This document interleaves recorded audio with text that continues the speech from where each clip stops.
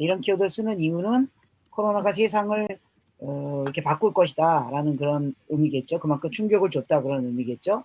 근데 이건 좀 약간 과장된 그죠? 예. 뭐 우리가 인류 역사에서 이거보다 더 큰 어려움들도 있었고 다 극복했습니다. 세상은 인류는 도전과 응전의 역사이고, 기독교적으로 표현하자면 인간 타락에도 불구하고 결국 선하신 하나님이 영광스러운 승리를 이뤄가는 그 과정의 기록입니다. 그래서 인류는 더 큰 어려움도 잘 극복했고, 예를 들면 1350년 그 흑사병 때문에 유럽 인구 50%나 죽었다고 그러지 않습니까? 그리고 그때 교회가 이 방역 그런 개념이 없어가지고 질병이 도니까 막 교회 모여가지고, 그죠? 흩어져야 되는데 교회 막 모여가지고 계속 기도하고, 그래서 더 확산됐다 이런 일리도 있습니다. 그러나 이제 1450년 흑사병 이후 150년 후에 기독교가 새로운 변화를 만들어냈죠. 1517년 개신교 운동의 시작. 그래서 위기는 새로운 운동의 시작일 수 있습니다. 우리가 좀 더 긍정적으로 보면 좋겠다 그런 생각이 듭니다. 또 하나 키워드는 뭐 잘 아시는 것처럼 처음에 우리가 이제 포스트 코로나 이렇게 생각했는데, 사실은 조금 지나 보니까 이게 코로나가 지난 다음에 우리가 이렇게 할 것이다 저렇게 할 것이다 그런 생각했는데, 결국 위드 코로나와 함께하는 그런 코로나와 같이 가는 그런 시대가 될 것이다. 그래서 뉴노멀, 잘 아시는 그런 단어가 등장하게 된 것은 이런 이유입니다. 코로나가 극복돼도 코로나에서 왔던 그런 어떤 이전의 충격 때문에 코로나 시대의 라이프 스타일이 아마 계속 될 겁니다. 네. 세 번째 컨셉은 이거 새로운 일 아닙니다. 지금 일어나는 변화들은 이미 일어나고 있던 변화들이 가속화되는 거죠. 뭐 분명히 인간의 그런 탐욕으로 환경이 파괴되고 큰 재앙이 올 거라고, 그게 뭐 경영군이든 뭐 어떤 뭐 기온 상승이든 올 거라고 예측했었고, 또 개인주의가 되면서 사람들 간의 간격이 점점 멀어질 것이라는 것은 다 언택 개념으로 갈 것이라는 걸 예측했던 겁니다. 그래서 특별히 새로운 일이 아니고 코로나 때문에 기존에 일어나던 변화가 가속화되는 것이다. 그런 컨셉들이 있고요. 그래서 결국 이제 우리가 새로운 창조적 시도를 해야 되는 거죠. 피터 드러거가 이런 얘기를 했죠. The best way to predict the future is to create it. 그래서 우리가 미래를 예측하기 위해서 미래를 창조해 나가는 그런 관점으로 지금 이제 옮겨가고 있습니다.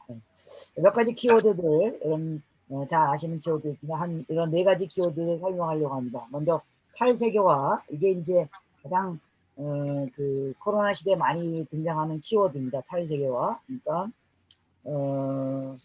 탈세계화, 그러니까 세계화의 그 과다 혹은 탐욕 때문에 결국 코로나 같은 것들이 일어났고, 그래서 그 반대 개념으로 탈세계화 개념으로 가게 되죠. 그래서 글로벌라이제이션에 반대되는 개념으로 탈세계화, 탈집단화, 탈도시화. 그래서 글로벌의 반대인 로컬. 그래서 글로벌과 로컬라이제이션, 이걸 합성인 글로컬라이제이션이라는 단어가 이전부터 많이 사용되어 왔었습니다. 그리고 그런데 이제 이번에 그 코로나 때문에 우리가 비자발적으로라도 로컬라이제이션에 대한 그런 개념이 더 강조되어졌고, 그죠? 예. 그래서 글로벌과 로컬의 균형을 맞출 수 있는 창의적인 그런 방향으로 갈 수 있다고 저는 개인적으로 생각합니다. 예.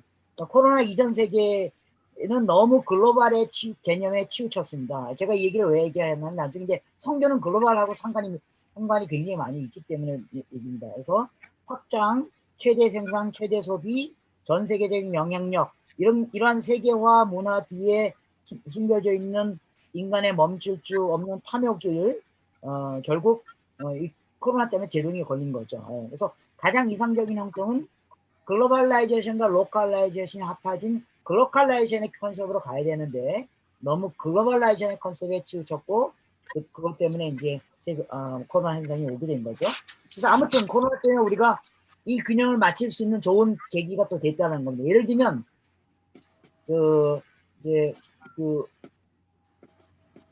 이 글로벌라이제이션의 가장 키워드 중에 하나가 온라인 쇼핑입니다. 온라인 쇼핑. 그죠? 그리고 이건 이제 이미 대세입니다. 온라인 쇼핑이 대표적인 세계화 문화 현상이지 않습니까?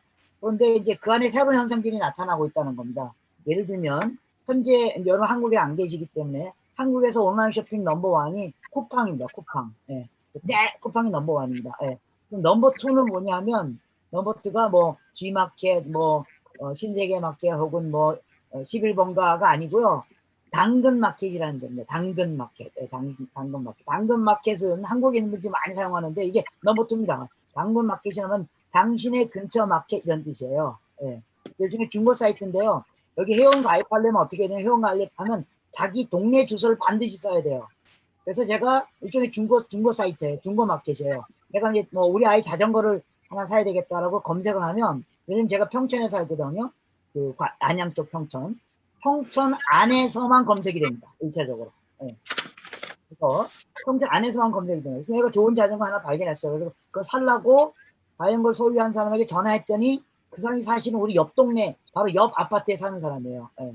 그래서 그냥 밑에 내려가서 그 사람 만나가지고 자전거를 건네맞는 거죠. 뭐 그러다가 이제 얘기가 되는 거야. 내가 우리 딸 자전거 사주려고 그랬다고 그러면, 우리 딸 중학교 2학년인데, 뭐 어느 학교 다니세요? 여기 평균중학교 다니는데, 그럼 그 사람이, 저희 딸도 평균중학교인데, 몇 학년이세요? 3학년인데, 그래요. 그 우리 딸 3학년, 2학년 때, 3학년인데, 이제 2학년 때, 3학년 때 쓰던 참고서 제가 좀 넘겨드릴까요? 공짜로? 뭐, 이렇게 그 안에 내부자끼리 거래가 일어난다는 겁니다. 예. 그리고 또 예를 들면 이제 동네 사람들끼리 마켓이 형성되니까 어떤 여성이 있었어요. 우리 어머니가 물김치 잘 담그는데 이거 동네 사람들에게 팔아야 되겠다. 그래서 정말 퀄리티 높은 물김치가 동네 안에 운영이 된다는 겁니다. 또 그 동네는 중고등학생들이 많이 사는 동네예요. 그러면 그 동네에 무슨 마켓이 형성되냐면 중고등학생용 교과서 파는 그런 책방이 형성된다는 겁니다. 그래서 로컬라이제이션 때문에 내부자들 스스로가 주도한 상권과 그들에 의해서 창의적인 어떤 마켓 아이템들이 등장하기 시작한다는 겁니다. 예. 그러면 이제 이 내부자들의 문제는 뭐냐면, 이제 제가 거기 검색했는데 내가 원하는 물건이 없어요. 그럼 이제 뭐가 그걸 연결하냐면 소위 말하는 IT가 그걸 연결합니다.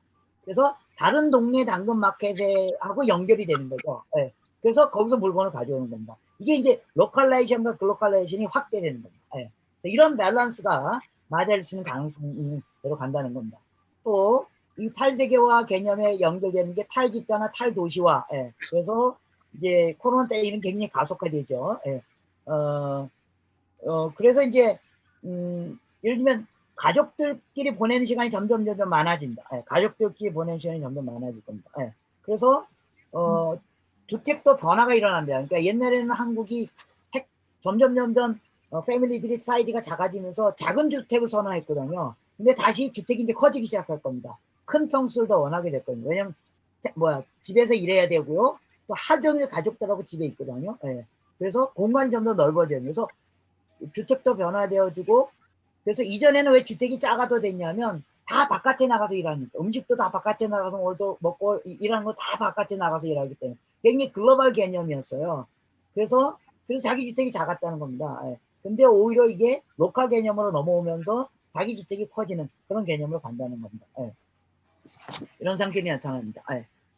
그래서 이런 변화들이, 그래서 코로나로 인해서 이걸 어떻게 창의적인 영역으로 발전시킬 것인가, 이런 부분들 우리가 많이 관심을 가져야 된다. 잘 아시는 것처럼 이제 언택 사회입니다. 그래서 컨택에서 코로나 때문에 언택으로 갔는데 사람들은 금방 재빠르게 언택에서 언택으로 넘어갔습니다. 예. 그리고 의사소통 방식도 상당히 빠르게 바뀌게 됐죠. 예.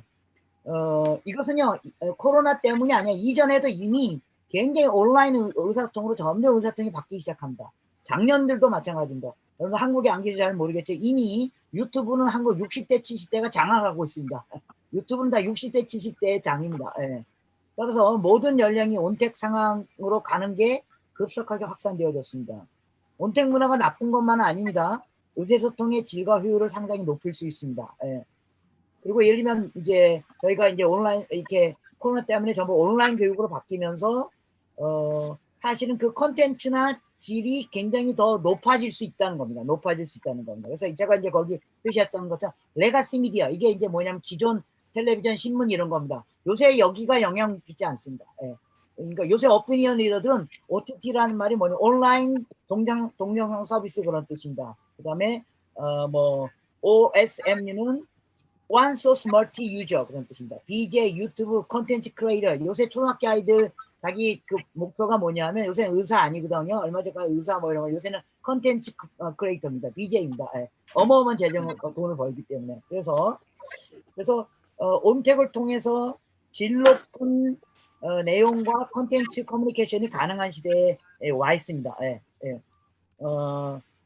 그리고 코로나 시대를 겪으면서 이런 변화가 더 가속화될 것입니다. 예를 들면 요새 이제 그 개인 방송 이런 거 굉장히 중요하거든요. 그래서 제가 이제 선교사님들이 이런 걸 통해서 개인 아카이브를 만드는 게 매우 중요합니다. 예. 그러니까 제가 얼마 전까지만 해도 제가 어떤 분이 저한테 돈을 무한정으로 주면 제가 제일 하고 싶은 일 뭐냐면 전 세계나 한국 선교사를 찾아다니면서 그분들의 일대기를 만들어주고, 왜 한국 선교사들이 일기 너무 안 쓰기 때문에 일기 자기 기록 하나도 안 하거든요. 대부분 안 합니다. 예. 근데 그걸 누군가가 대신 기록해줘서, 왜냐면 여러분들 사역 자체가 역사고 전략이거든요. 예. 또 이런 것들을 기록해줘야 되는데 안 합니다. 근데 이제 여러분들이 혼자 그거 할 수 있다는 겁니다. 예. 이게 이제 온라인 시대로 넘어가면서 온택 시대로 넘어가서 가능한 일들입니다. 예. 그다음에 또 이제 키워드가 이제 통제와 자율의 허상과 진실입니다. 이제 한국 K 방역이 주목받던 이유는 예를 들면 중국이 코로나 발생국이었지만 현재 완전 통제에 들어간 것은 통제 사회이기 때문에 비교적 쉬웠어요. 그런데 한국은 자율적인 사회, 어느 정도 자율적인 사회면서도 코로나 통제가 가능했다는 게 사람들에게 관심이 가는 거죠. 그러니까 예를 들면 지금 미국과 유럽에서 코로나가 잡히지 않잖아요. 그건 자율과 민주 개방을 강조하는 것, 그죠? 인간의 자율과 그러니까 자율성과 그런 개방성과 그 개인주의를 강조하는 것, 이것 때문에 통제가 안 일어나는 거죠. 그러니까 미국과 서구에서 일어나는 이성적으로 이해할 수 없는 통제 불능 상황이 벌어진 것이 이제 당혹스러운 거죠. 예.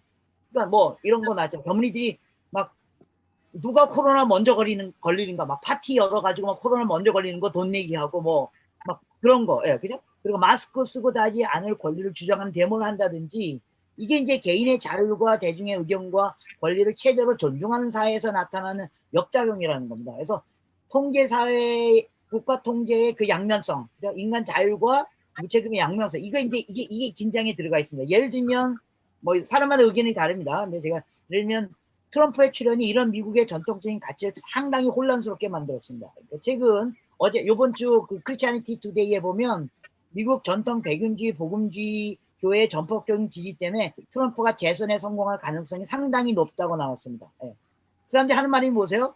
트럼프 may not be a good man. 트럼프는 좋은 사람이 아닐 수 있다. But he will be a good president. 왜냐하면 트럼프가 좋은 사람이 아니더라도 그 트럼프가 백인 복음주의자들이 주장하는 낙태, 주일성서, 학교, 공적기관에서 복음을 자유롭게 전할 수 있는 자유를 지켜준다는 그것 때문에 트럼프의 그 도덕성과 상관없이 트럼프를 지지하는 겁니다. 그래서 이 사람들이 지금 입고 다닌 이게 뭔지 아십니까? 보시니까 God, Family, Guns and Trump입니다. 예. 그러니까 하나님이 우리 패밀리를 보호하기 위해서 총기를 사용하자. 트럼프가 총기 그 판매자들하고 굉장히 연결돼 있잖아요, 그죠? 예. 그래서 이런 인간의 자율과 또 도덕성과 이런 것 사이에 혼란이 일어나고 있다는 겁니다. 예. 그래서 그런 문제들이 이게 어떻게 갈지는 잘 모릅니다. 예. 그런 문제 어떻게 될 것인가 이런 이슈들이 있습니다. 예. 또 한 가지 키워드는 이제 코로나가 탁 터진 다음에 예를 들면 한국에서도 정부가 많은 대책들을 내놨어요. 근데 그 대책의 방향이 뭐예요? 이전의 경제 상태로 돌아가는 거예요. 코로나가 발생하기 전 경제 상태로 돌아가는 거예요. 근데 과연 그게 우리의 삶의 질을 높일 것인가? 그러니까 코로나 전 상태는 뭐예요? 신자본주의에 의해서, 신자유주의에 의해서 서로 경쟁하고 계속 인간의 탐욕을 추구하는 그 상황으로 돌아갈 것인가? 예를 들면 한국에서는요, 코로나 처음 초기에 우리가 즐겼던 게 뭔지 아세요? 파란 하늘과 맑은 공기예요. 예. 우리는 그걸 즐기기를 원하면서 동시에 다시 이전으로 돌아가서 더 많이 생산하고 더 많이 소비하고 그런 날들을 기다릴 수 있다는 겁니다. 그래서 적게 생산하고 적게 소비하고 그 대신 많이 생각하는 삶의 질을 누릴 수 있는 시간이 올 수 있겠는가, 이런 고민들을 이제 전체적으로 하고 있습니다. 예. 자, 교회로 넘어가면 이제 뭐 저희가 교회보다는 선교 쪽이기 때문에 제가 시간이 없어서 교회는 그냥 간단한 얘기 빨리빨리 하고 넘어가겠습니다. 4가지 문제입니다. 예배의 본질에 대한 성찰입니다. 이번 코로나 때문에 여러분들 아마 한국 뉴스를 아시겠지만 교회와 정부 간에 아주 긴장이 있었잖아요. 그게 정부의 가이드라인을 저항해야 할 종교의 자유를 우리가 쟁취할 것인가, 아니면 그 까무가 패스트라는 책에서 쓴 것처럼 인류의 위기 앞에서 인간에게 요구되는 것은 다른 인간들과 연대하고 자신들이 각각의 위치에서 성실성을 발휘해 줄 것을 요구하는, 거기에 연대할 것인가, 이 싸움이었습니다. 예. 뭐 우리가 여러분 각자가 갖고 있는 신학적 입장과 뭐 배경에 따라 의견이 다를 수 있습니다. 예, 끝까지 싸워야 된다. 정부가 예배를 못하게 하는 것은 종교 침해다. 뭐 그럴 수도 있고, 또 한쪽에서는 아니다. 우리가 예배를 못 드리더라도 죽어가는 혹은 위험 가운데 있는 다른 인간들과 연대해서 예배를 중재해야만 한다. 이 사이에 갈등이 있다는 겁니다. 그러면서 이제 결국 예배의 본질이 뭔가, 이 고민을 하기 시작했다는 겁니다. 예. 근데 이제 한 가지 제가 발견한 것은, 이 예배를 드릴 것인가 뭐 못 드릴 것인가 이것 때문에 이제 갈렸잖아요. 드리자 뭐 말자 이것 때문에 갈렸잖아요. 근데 이게 까딱 잘못했으면 이전에 신사참배 수준의 싸움으로 번질 뻔했는데, 그렇게 안 간 게 온라인 예배가 가능했기 때문이에요. 예. 온라인으로 예배 드리는 게 가능했기 때문에, 오프라인으로 예배 안 드려도 온라인으로 예배는 대치가 가능했기 때문에 이 싸움이 신사참배 수준으로 가지 않았습니다. 예. 두 번째 질문은, 그냥 온라인의 예배는 과연 임시방편인가? 예. 온라인 예배가 가져다 준 유익 중에 하나는요, 오프라인 교회 예배 들어갔을 때 맨날 앞에 앉은 사람 뒤통수만 보고 예배 드렸는데, 온라인 예배 드리니까 가족들하고 앉아서 가족들을 보면서 예배 드리게 됐답니다. 예. 그러니까 두 종류예요. 온라인 예배 드리니까 예배 드리는 것 같지 않다, 이런 사람도 있었고, 온라인 예배를 드리니까 우리가 처음으로 가족들과 함께 옆으로 예배 보면서 목사님 설교 들으면서 같이 토론하면서 진짜 아름다운 예배를 드릴 수 있다, 이렇게 나눠질 것입니다. 예. 그래서 이미 온라인 예배가 강화되고 있습니다. 뭐 다 아시다시피 온라인으로 예배 드립니다. 예. 그래서 이게 임시 방편이 될 것인가, 아니면 계속적인 어떤 도구가 될 것인가, 이런 고민도 있고요. 그 다음에 예배만이 교회 삶의 전부가 아닙니다. 예배도 있고 교제도 있고 나눔도 있고, 그렇죠? 예. 그런 비대면 상황에서 이런 교제와 나눔은 어떻게 만들어져 갈 것인가, 예. 이런 고민들이 있습니다. 또 이제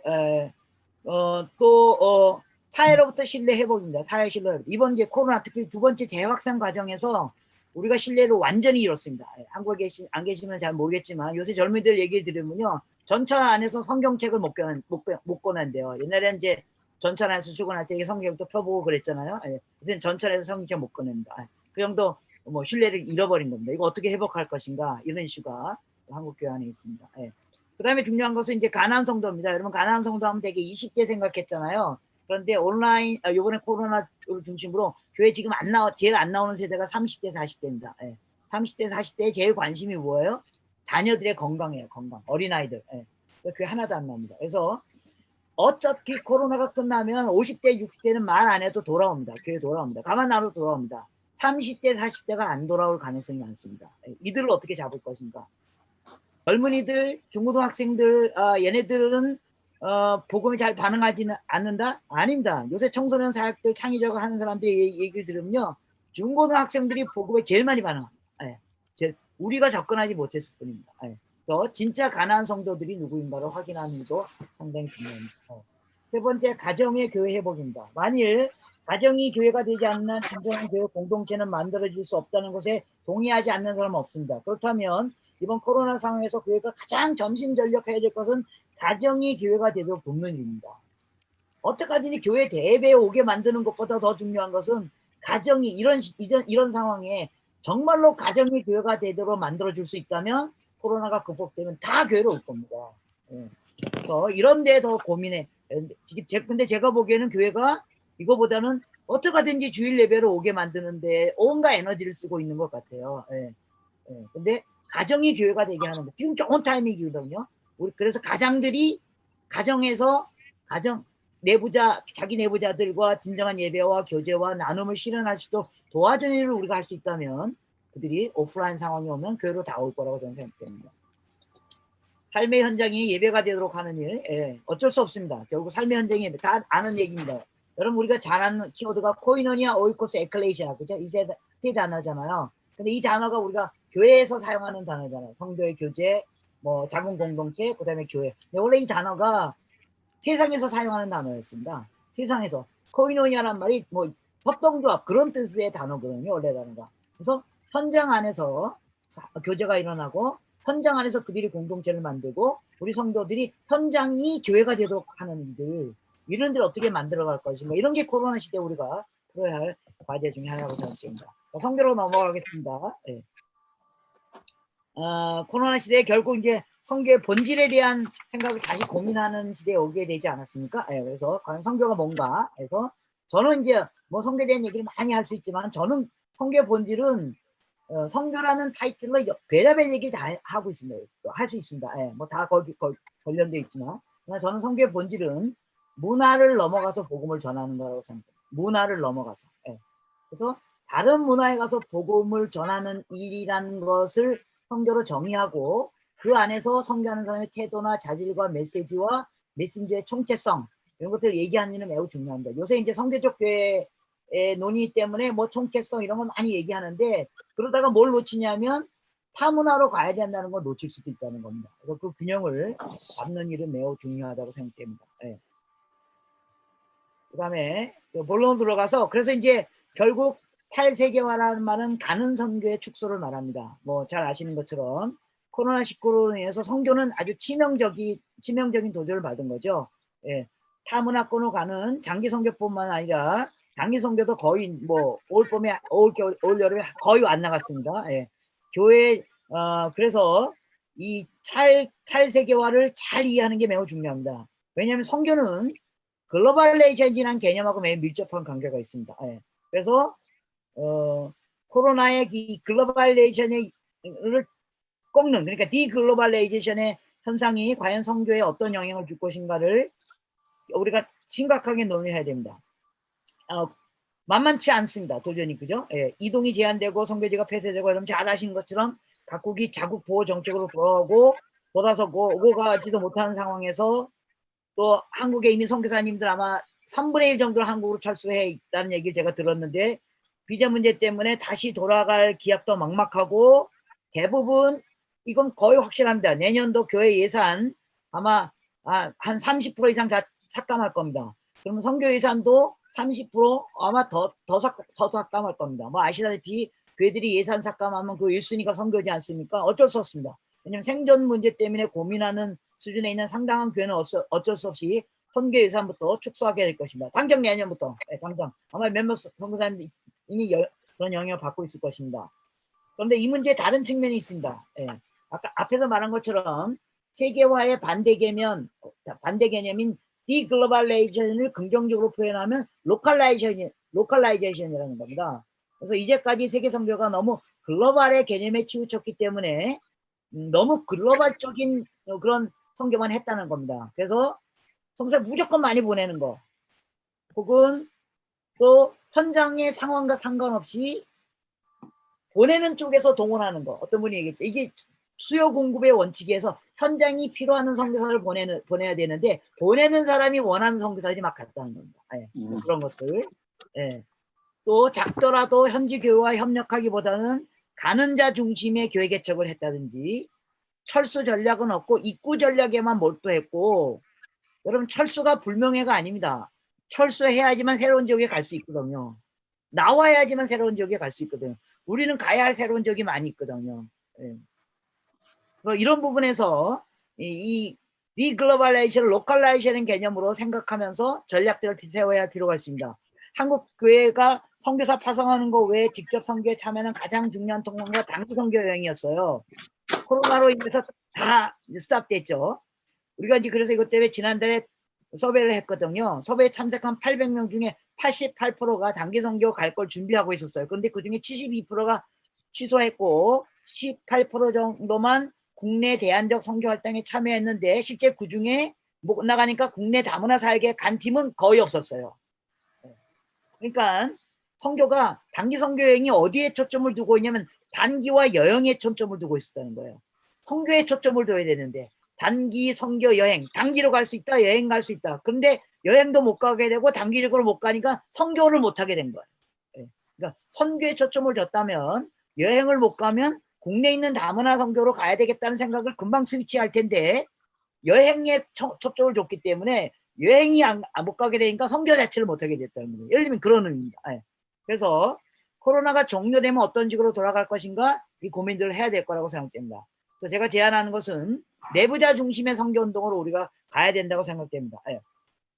만일 우리가 내부자 중심의 선교를 이미 잘 해왔다면 코로나로 인해서 현장이 외부와 단절되었을 때 혹은 외부의 힘이 접근할 수 없을 때 그 현장 안에 있는 내부자들이 스스로 그들의 공동체 안에서 그들의 교회를 계속 세우고 발전시켜 나가는 일을 계속 할 수 있었을 것입니다. 이 경우 코로나가 왔어도 단절없이 선교가 지속될 수 있을 거라고 생각됩니다. 정의상 선교는 우리의 교회를 세우는 게 아니라 그들의 교회를 세우는 거잖아요. 예. 그래서 그들의 책임입니다. 우리 책임 아니고 그들 책임입니다. 그리고 그들이 주도하는 겁니다. 선교사들은 단순히 돕는 자가 되어야만 합니다. 선교의 가장 기본적인 원칙인 헨리 벤이나 앤더슨이 얘기했던 것처럼 선교사의 안락사가 목표입니다. 예. 헨리 벤 유명한 말을 했죠. 선교사가 없어지는 게 선교의 목표라고요. 철수하는 게 목표라고요. 그들이 나를 더 필요로 하지 않게 되는 게 목표라는 거예요. 입구 전략도 중요하지만 출구 전략은 훨씬 더 중요하다는 겁니다.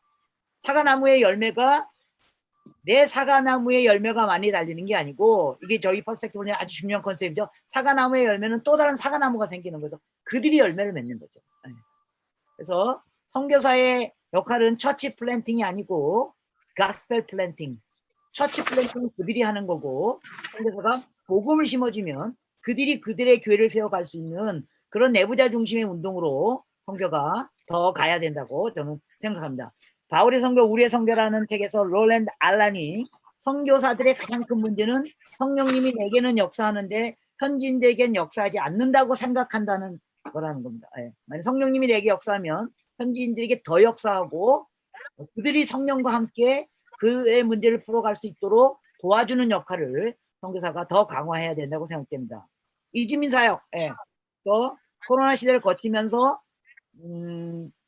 이제 자꾸만 사람들이 코로나 시대가 왔으니까 이제 선교 못 가니까 그 어떤 종족 선교의 개념이 필요 없다. 유전도 종족 선교, 복음이 안 들어간 곳에 가는 것은 필요 없다. 이렇게 잘못 얘기하는 경우가 있습니다. 아닙니다. 예, 그죠? 복음은 반드시 문화를 넘어가야만 합니다. 그래서 복음을 한 번도 들어가지 않았던 문화 안에 교회가 세워지도록 하는 거, 이게 선교사들의 역할입니다. 그런 의미에서 이제 선교사가 많이 나갈 수 없는 상황에서 국내 이주민 다문화 디아스포라 사역이 굉장히 중요한 사역으로 등장하게 될 것입니다.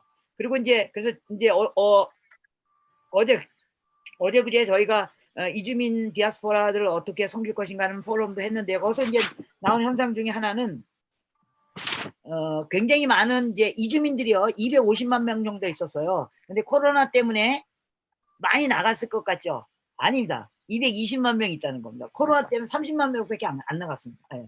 그래서 코로나 끝나면 경제적인 이유 여러 가지 이유 때문에 결국 이주민들이 훨씬 더 많이 올 거라는 겁니다. 예. 반면에 한국에선 선교사가 나갈 수가 없잖아요. 나가는 게 많이 제한돼 있잖아요. 그래서 국내 이주민 사역이 상당히 중요하다. 그래서 코로나로 철수 혹은 장기적으로 국내에 머물게 될 현장 선교사님들이 해당 국가의 이주민 사역에 적극적으로 참여할 수 있도록 서로 연결하고 노력하는 일은 매우 중요합니다. 그런데 이것도 사실은 쉽지는 않습니다. 그러니까 제가 관찰한 것 중에 하나가 이제 어떤 큰 나라가 있어요. 그 나라 안에 코로나 전에 이미 전에 그 나라의 여러 가지 이유 때문에 선교사들이 다 나왔습니다. 거의 다 나왔습니다. 그래서 철수한 선교사들이 한국에 오거나 혹은 다른 나라에 가서 그 다른 나라나 한국에 있는 그 나라 자기가 사역했던 그 나라 사역을 하기 시작했어요. 근데 뭐가 문제냐면 이미 한국에서 그 나라에서 온 사람들 사역하고 있던 사역자들하고 이 케미가 잘 안 맞는 거예요. 예. 그래서 그 나라에서 직접 사역했던 사람이 한국에 와가지고 한국에 와 있는 그 나라 이주민들하고 사역하는 사람들하고 협력할 때 이게 케미가 잘 안 맞아요. 그래서 사역하는 방식이 달랐기 때문에. 그래서 상호 존중과 협력을 통해서 이 일이 가능하도록 해야만 한다고 생각됩니다. 예. 마지막으로 그래서 결국 우리는 준비된 선교의 시대가 왔다고 생각됩니다.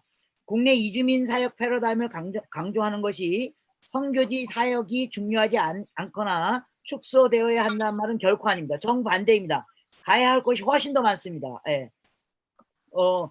아무리 국가가 봉쇄된다 해도 준비된 선교 자원들을 필요로 하는 것은 너무너무 많습니다. 왜요? 보고마가 안 된 것이 너무너무 많기 때문에요. 예. 그래서 아직도 외부의 도움 없이 스스로 배가하는 교회를 세울 수 없는 지역이 너무너무 많습니다. 문제는 돌파가 일어나지 않는다는 겁니다. 이거는 코로나 전에도 마찬가지였습니다. 돌파가 일어나지 않는 지역은 지독하게 돌파가 일어나지 않습니다. 예. 힌두권, 뭐 무슬림권 돌파가 지독하게 일어나지 않습니다. 예. 따라서 접근 제한 지역이 점점 확산되고 있고 국가 정책과 종교적 갈등이 함께 가는 이유는 대부분의 이제 아시아 지역 같은 경우에는요 종교 분리가 안 된 지역입니다. 예. 정치와 종교가 밀접한 관계가 있기 때문에 기독교가 아닌 지역에서는 기독교를 배척할 수밖에 없게 된다는 겁니다. 예. 그래서 선교사가 원하는 곳에 갈 수 없다는 겁니다. 그럼 선교사가 원하는 곳에 갈 수 없으면 선교지가 원하는 사람이 가면 된다는 겁니다. 예. 그러면 나는 선교지가 원하는 사람인가? 우리는 선교지가 원하는 사람을 보내고 있는가? 아까도 얘기했던 것처럼 수요 공급에 그러니까 현지가 원하는 사람을 보내는 거냐? 아니면 내가 그 지역에 가고 싶다고 해서 하나님이 나를 거기 부르셨다고 해서 가는 건가? 이 고민들을 해야 된다는 겁니다. 그래서 선교지가 원하는 사람이라면 비자 문제 아무 문제 없습니다. 예. 어떠하든지 방법 들어갈 수 있습니다. 예. 그래서 선교지가 원하는 전문 인력, 준비된 사람들 어떻게 만들 것인가? 그럼 누가 준비된 인력인가? 그들이 필요로 하는 인력인데, 그래서 선교가 그들의 교회를 세워 돕는 거라면 그들이 어떤 자원을 어떻게 필요로 하는가에 요청에 귀를 기울여야 된다는 겁니다. 이런 의미에서 이제 어떤 선교사가 얘기한 것처럼 선교 동원 시 우리 한국에서 뭐 몇 년까지 몇만 명을 선교에 동원하겠다 이런 말은 의미가 없는 말이라는 거예요. 이제까지 우리가 그렇게 동원했어요. 뭐 2020년까지 몇만 명 동원하고 몇만 명 동원하고 그건 아무 의미가 없습니다. 왜냐하면 선교지가 원하는 사람이 가야 되기 때문에 선교지에서 얼마가 필요하다가 하면 그 사람을 보내야 되기 때문에 그렇다는 겁니다. 네.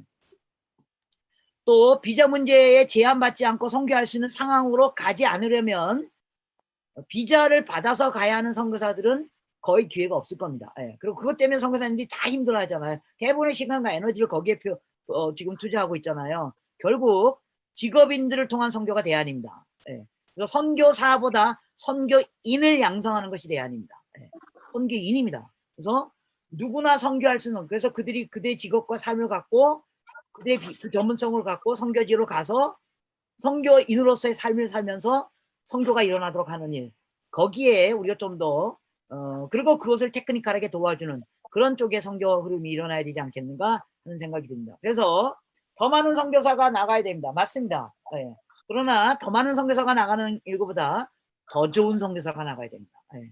그럼 더 좋은 선교사는 그냥 하늘에서 떨어지는 게 아니고 좋은 그리스도인이 좋은 선교사가 됩니다. 네. 그럼 좋은 그리스도인은 어디에서 나옵니까? 좋은 교회에서 나옵니다. 그럼 한국교회는 지금 좋은 교회인가? 한국교회가 좋은 교회가 되기 위해서 우리는 어떤 노력들을 해야 되는가? 이런 고민들이 저희들에게 있습니다. 네. 제가 이 정도만 하겠습니다. 네, 감사합니다. 네.